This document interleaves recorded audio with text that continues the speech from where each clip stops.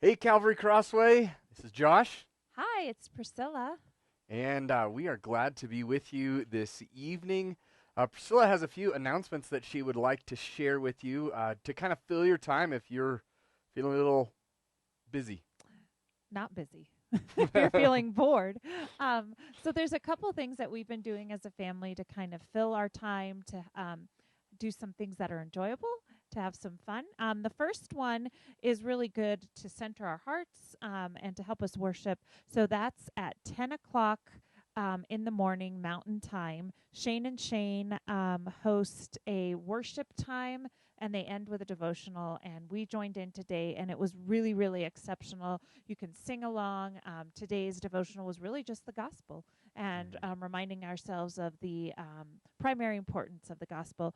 Another thing that we're doing each night that our family absolutely loves is at 6 o'clock Mountain Standard Time. If you go to Andrew Peterson's Facebook page, he is reading aloud his Wind Feather Saga book, and it is amazing. It's just delightful, so fun. The kids gather around and we listen to the story, and it is lots of fun. You wouldn't want to miss that. And if you haven't gotten it, it's okay. You might be a little bit behind, but you will be able to catch up. Well, and so far the other nights are still posted for you to view, so you Yep. can catch up on the story. And then tomorrow night, here in the Musgrave household, we are going to bring to you a live reading of Our Great Great God by Mark Halleck. He was gracious enough to allow us to read this um, on air, and I think we're going to incorporate some voices and some fun things. You won't want to miss that. Yeah, no, you'll enjoy getting to hear Chunk the Chipmunk tell Henry 10 10 truths about God. So we're continuing kind of where we left off last night. Last night we talked about one of the responses to this pandemic, which is fear, and we looked at how to battle that fear. But on the other side of the pendulum, there is another response, which is really the people who downplay, or maybe that's your tendency to downplay this. And so we wanted to just give you a little bit of what does this look like. How have people downplayed this pandemic? So, I mean, we can all kind of conjure these images in our mind from the news over the last few weeks. But last week we had, college students flooding the beaches for spring break and having a party, kind of clueless. Another one was early on, there were people that just kind of refused to do what they were asked and just kind of were blatantly going about their life as usual. There's And also, those kind of things have kind of tapered off a little bit. because there's nothing to do now. Yeah, there's nothing to do. They've closed off the beaches. They won't let you in. But there's still people who have a tendency to think, man, the government's after us. It's going to get us. This is a conspiracy. This is kind of the first step to taking away our freedom. And that grows into criticizing our leaders who are asking us to make a sacrifice for the good of our community. And that's just a little bit. You could spend some more time and brainstorm some of those. But that's some of the ways that people have downplayed this. Priscilla, why do you think that we are tempted to kind of downplay crises or things like this? I think that a lot of times these responses actually do stem from a heart, and I think they're kind of yesterday's response of panic and today's or fear and today's response we're looking at of just kind of downplaying it are both attempts to control, to bring control or some feeling of um, settledness to something that is very unsettling. Yeah, and it is important to recognize this is a heart matter. There are externals, people are doing things, but this is coming from somewhere. And we think one of these is that idea of kind of controlling, an attempt to control something that's bigger than we are, that we may not be able to rationalize in that. Another is, I think it's an emphasis of the individual over the communal. So the emphasis on me, this is how it affects me, and this is how it changes me, instead of, uh, how it's impacting others in that. Yeah, and whenever the individual is raised, um, even in your own mind above that of the community. You become your own authority. What matters for my comfort, for my security is utmost. And so as that is elevated, we tend to not think about those around us as much. Yeah, and I think it also comes from a social distrust. If you want to hear a little bit more about this, Albert Mohler talked about it in the briefing, but there's just kind of a distrust of people around you, a distrust of things that are going on. Of institutions, yeah, of authority, of all sorts of things.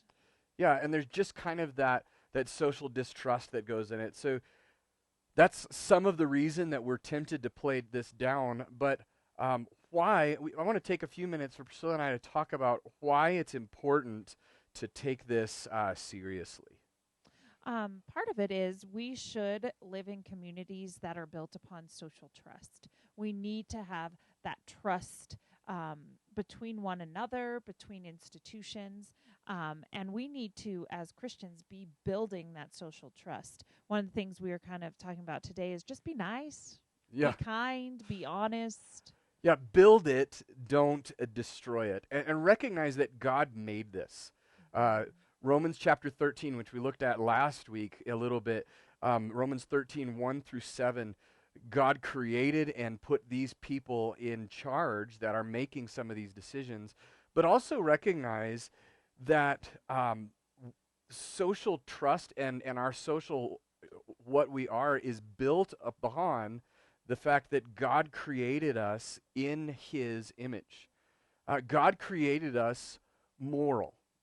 God created us with a conscience so that we know what is right and what is wrong. And obviously, God has expounded upon that through the Bible, and we need to learn a lot about that. But God created us as moral beings. There's right and wrong. He talks about, in the Old Testament, a lot of time that idea about the law was written on their hearts, is that idea of morality, that kind of God-given, different than the animals. My dogs don't have this sense.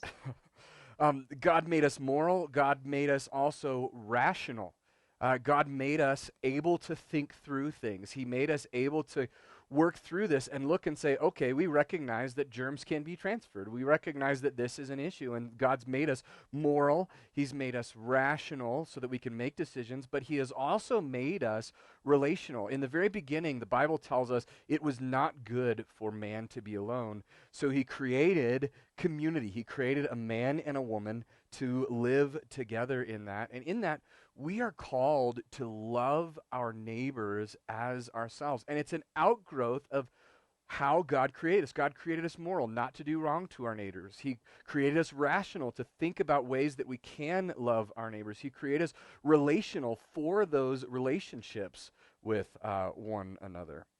And also this whole idea that we're kind of experiencing now for what seems like a very long time. We've been in quarantine, and all the emotions that go along with that.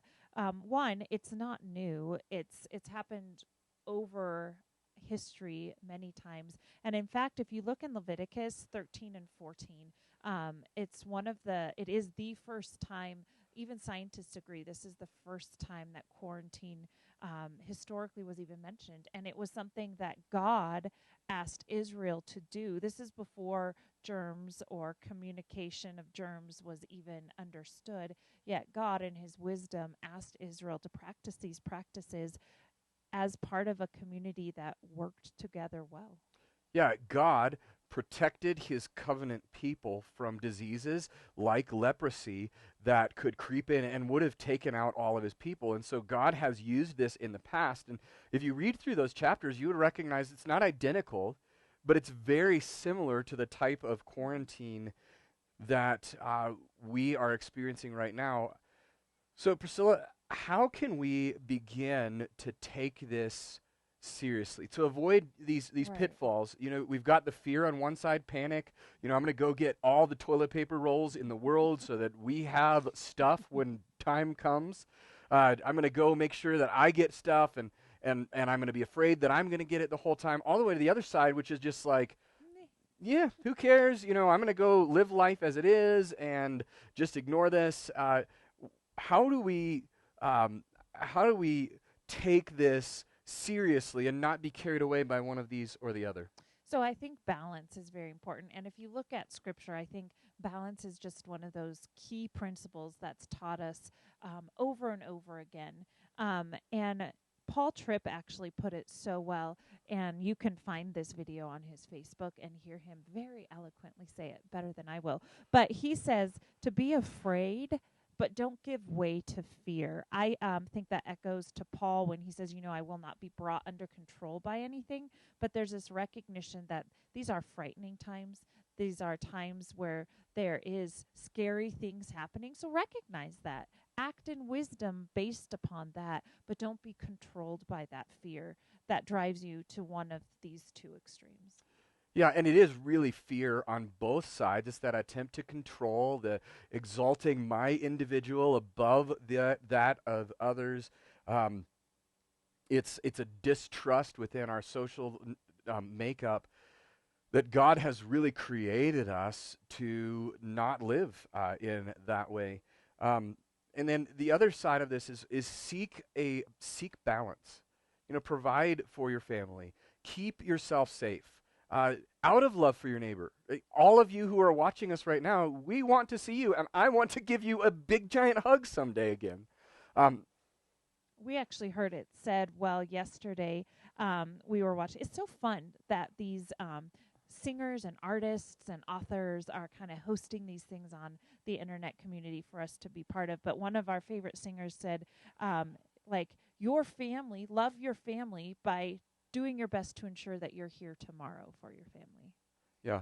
So hopefully this has been helpful to you guys as we've looked the last 2 nights at the pendulum swing, the fear on one side and the downplaying on the other side. And I hope that we as a church and we as a people will walk balanced as God has called us to, out of the way that he has created us, out of the provisions that he has given us in the gospel, and out of a way to be able to love our neighbors.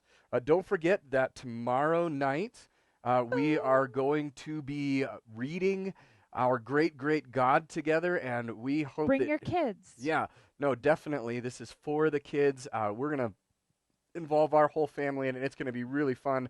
I want to encourage you to be chaotic. part of that. It will probably be that as well. All right.